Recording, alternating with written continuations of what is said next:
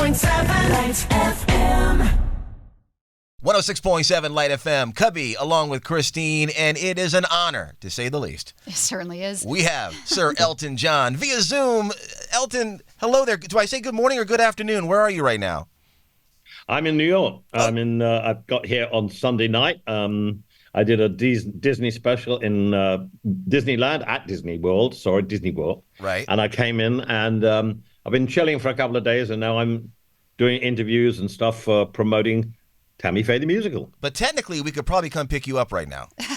You're that close. Technically, you probably could. Yeah. But we do have a lot to get to. We are so excited about everything going on. I know. It's just, we're so excited just to talk to you. We're such huge fans. So thank you so much. And we're really looking forward to seeing Tammy Faye the musical on Broadway. So congratulations. Yeah. Another huge Broadway show. Please fill us in about this, how this story came to you, how you found each other. It's been a work in progress for about 12 years. These things take time. And it all happened when I watched the documentary with David, my husband, of The Eyes of Tammy Faye. And it really hit home to me at what a great person she was and how she should be feted rather than derided. So we bought the rights and we decided to write a musical. And I wrote the songs with Jason Sellards from the Scissor Sisters. And we gradually got it together. It ran at the Almeida Theatre in London about 2 years ago. It won 2 Olivier Awards. And it's a small theatre. It's a 350-seat theatre. But now we're at the Palace, which is one of my favorite theatres in the world, which holds 1,600 people. So it's going to be a big leap. But we're very, very confident and we love the show. And so all I wanted to do is to tell people how great she was as a human being. So can you tell us about your cast? Because you've got some wonderful people up there on that stage. I've got, Katie Braben. Katie Braben, who won the Olivier in England, is the lead. Christian Borle, who's a 2-time Tony winner. It's a wonderful, wonderful cast. And the music, I'm very proud of the music. It's a big band. It's very happy kind of music, apart from the two. There's a couple of ballads which Tammy Faye sings, which are sad, obviously. But no, it's a raucous evening of music and fun and laughter, and also a lot of truths that came out, during the making of this. That church and state coming together under Ronald Reagan, which was a really big deal because church and state had always been separated. And Jerry Falwell persuaded him to join them, and it's been a bit of a disaster ever since. So it's fairly political in that sense. It's historically political. It's not political about today at all, but it's political in what happened when the evangelists, got together and turned on Jim and Tammy Baker. How did you approach writing the music? Because, Tammy's life complex, quite layered.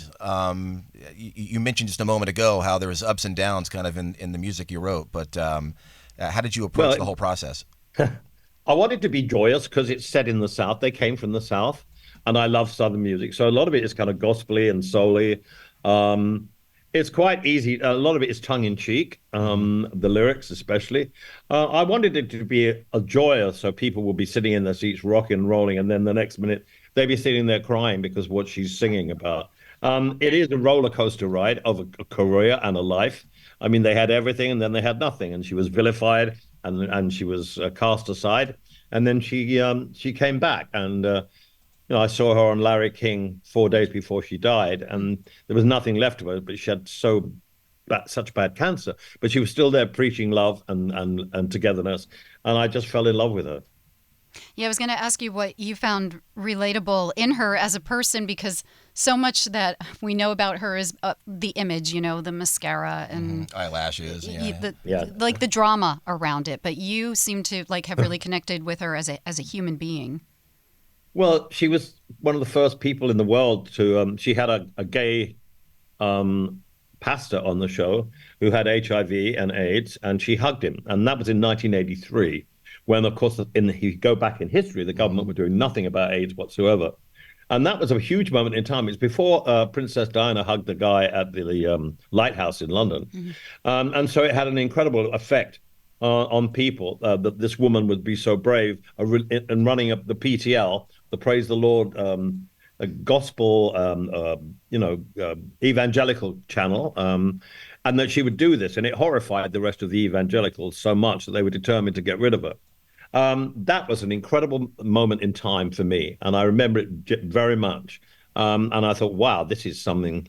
Forgiveness. It was very hard in those days. Everyone was blamed, ostracized, and nobody talked about it. She went out there and she hugged this guy on the show, and it was a great moment in the history of AIDS in America. Now, there's more with Elton John. I want to talk about this doc coming out on Disney Plus. If you were frozen and never knew about Elton John, you can watch this documentary and catch up on all the ups and downs in your life. What can people? I've seen a little bit of this documentary. When can people see this? And tell us about what they can expect from your documentary. I think it airs on the 13th of December on Disney Plus, but it's also in selected cinemas around America as well. You can go to the cinema or you can wait and see it on Disney Plus. It's a documentary that shows really my meteoric rise to fame in the first 5 years, culminating in playing Dodger Stadium for 2 nights when I was very successful, incredibly successful, but had no basis to my life. And it was just all music and fame. And then it goes 47 years later, where I played 3 nights at Dodger Stadium and the last shows in America, where I had everything that I possibly wanted the first time around. I had a partner, a husband, I had a family, I had 2 boys, and I'd never been happier. So it just shows you that, the rise to fame is so quick and so wonderful for me. But at the end, underneath it, I was a bit of an empty shell. I was terribly lonely. I turned to drugs. And it showed the pitfalls of being successful so quickly if you don't have a ground. You don't have a basis to your life. I feel so fortunate to have seen your farewell tour. I went twice because I love you so much and enjoyed the show so much. And then you were there on Disney Plus, so it can live on, which is great. How is life for you now that you are officially off the road? Are you feeling a difference? I'm feeling really great because I'm spending time with my family, even though the boys are at school. Yeah, I wanted to go out on top, and we did Dodger Stadium. That was incredible. Then we went and did Glastonbury in England, which was amazing. And when I finished the last show in Stockholm in Sweden, I got in the car and David said, "How do you feel?" And I went, "I'm so relieved. I'm so happy because, I'm 77. I'll be 78 next year. I just want to spend the rest of my time being with the people I love and that are more important. I've done everything musically that I can on stage. There's plenty of other stuff to do, recording and whatever. But I've achieved everything, and I wanted to go out on top. And I wanted to spend the rest of my days with the people that really need me. And that's my husband and the 2 boys. But you've never been in the shower and thought, well, maybe one more tour. Maybe, you're sitting around kind of bored at home. No, you're definitely done. I tell you what, I did a guest spot in the next Spinal Tap movie, Spinal Tap 2. And David and I were driving into this big arena in New Orleans. And I went, "David, I'm coming out in hives. This is a huge arena. I don't want to go back here. I don't want to go back here." So, no, I don't. There are so many other things to do. Listen, I've got another musical opening in London 3 weeks from now. Wow.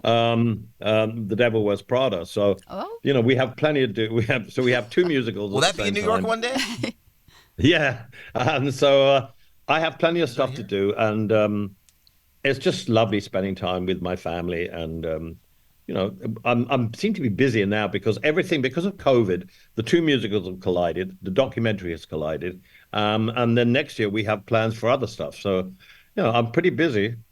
Yeah, you are. We're glad that you are. We're definitely glad. We just enjoy your music. I'm very, very grateful that you asked me to come on the show. I'm very, very touched. Thank you so much. Thank you. And your song "Never Too Late," we'll be listening for that this Friday. Yeah. With okay. All right. Brandy Carlisle. Thank you so much, you guys. Thank you, Elton John. Thank you so much. Pleasure. Thank you.